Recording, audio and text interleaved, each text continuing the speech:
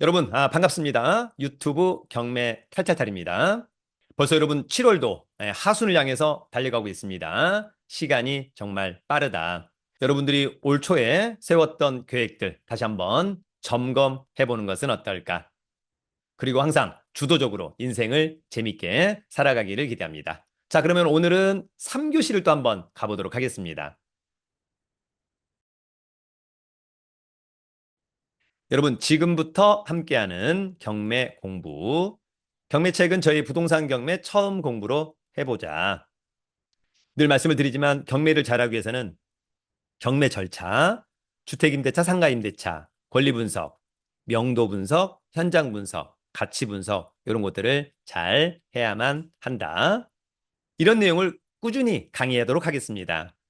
경매 공부하고 경매 매물 등 뭐 이런 것들은 저의 네이버 카페 설춘한 캠퍼스 경매 코너를 이용하시면 좋을 것 같습니다. 자, 여러분 오늘 3교시 갑니다. 또 용어를 또 먼저 합니다. 여러분 먼저 경매는 기일 입찰입니다. 기일 입찰은 딱 정해진 매각일에 출석해서 입찰하는 겁니다. 통상 서울 같은 경우에는 기일 입찰. 만약에 매각기일이 7월 30일이다. 그러면 7월 30일 오전 10시부터 오전 11시 10분까지 이게 기일 입찰입니다. 반면에 한국자산관리공사가 운영하는 온비드 공매는 통상 기간 입찰입니다. 월요일부터 수요일까지. 예를 들어서 뭐 월요일 오후 2시부터 수요일 오후 5시까지 기간 입찰. 그러나 법원은 기일 입찰을 선택하고 있다라고 하는 점. 여러분, 낙찰은 1등 한 거죠? 유찰은 아무도 입찰에 참여하지 않은 거예요. 폐찰은 내가 들어갔는데 다른 사람이 낙찰받고 나는 폐찰했다. 이런 이야기. 여러분, 농지 취득 자격 증명원이 있습니다. 여러분, 농지가 뭐죠? 통상 지목이 전, 답, 과, 닷, 논, 과수원. 요걸 낙찰받게 되면 통상 매각 결정 기일까지 농지 취득 자격 증명원을 발급받아서 제출해야 됩니다. 통상 우리가 농지 취득 자격 증명원을 줄여서 농, 취, 증.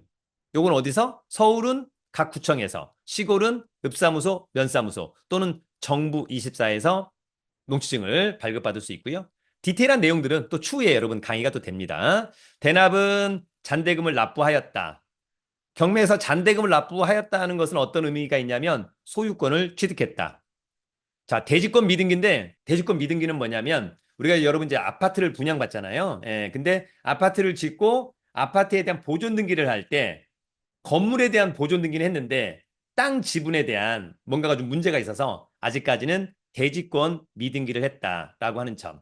다만 이제 나중에 경매 들어갔을 때 대지권 미등기라면 대지권 부분이 감정평가되었다면 특별히 문제 없다.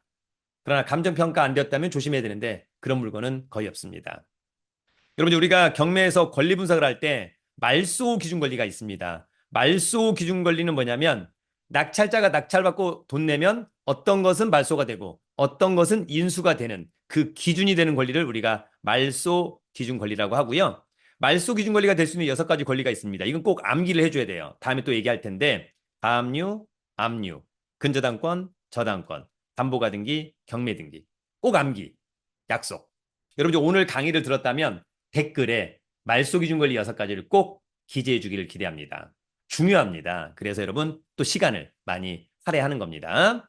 자, 여러분 더불어서 매각기일과 입찰기일은 같은 말입니다. 통상 우리가 입찰기일이라고 하는 건데 그것에 대한 법률상 용어가 매각기일입니다. 여러분 이제 우리가 낙찰자라고 많이 들어봤잖아요. 그러나 낙찰자는 법률상 용어가 아닙니다. 낙찰자의 법률상 용어는 최고가 매수 신고인입니다. 또 그 최고가 매수 신고인이 돈을 내면 매수인이라고 부릅니다. 여러분 더불어서 우리가 권리 분석에서 가장 중요한 서류 하나를 꼽으라면 매각 물건 명세서입니다. 나중에 여러분들이 권리 분석을 할 때 매각 물건 명세서 중요하구나. 매각기일 일주일 전부터 볼 수 있는 매각 물건 명세서. 권리 분석은 이 서류 하나로 정리한다.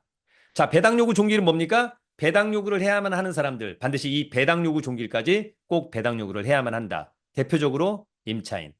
여러분 배당 요구 종결이 오늘이에요. 그럼 오늘 6시까지 아니죠. 오늘 밤 12시까지 하면 된다. 변경되었다, 연기되었다는 사실상 같은 말로 사용되고 있습니다. 이번에 매각길이 잡혔다. 근데 변경됐다, 연기됐다. 이번에 안 한다. 다음으로 넘어갔다라고 하는 점. 자, 그럼 더불어서 사건 번호와 물건 번호. 사건 번호, 물건 번호 한번 예를 들어보면 A가 B의 부동산, 이를테면 아파트, 빌라, 관할이 같은데 요 두 개를 경매를 한 방에 경매를 집어넣었다. 그래서 사건 번호가 내일 2025 타경 114. 이게 사건 번호.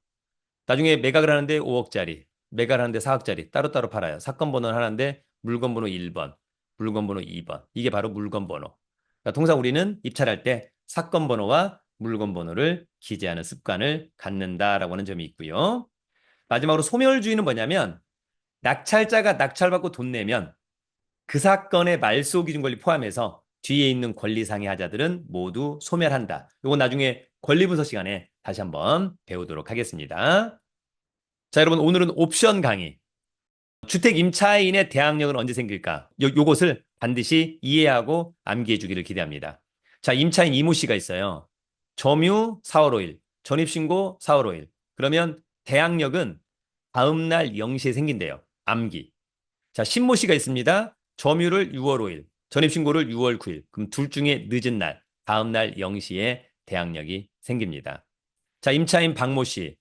전입신고를 먼저 했네요. 그 다음에 점유를 늦게 했네요. 그러면 점유, 다음날 0시에 대항력이 생긴다. 여러분, 요거는 백그라운드 굉장히 중요하고요.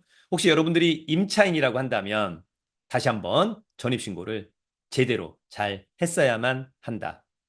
꼭 기억하길 바랍니다. 여러분, 이제 오늘은 경매 용어 두 번째죠. 그리고 옵션으로 주택 임차인의 대항력. 주택 임차인의 대항력은 언제 생긴다?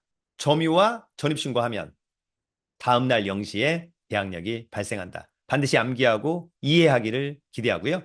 댓글에 말소기준 권리 6가지 꼭 기재해 주기를 기대합니다. 잘 따라오시면 됩니다, 여러분.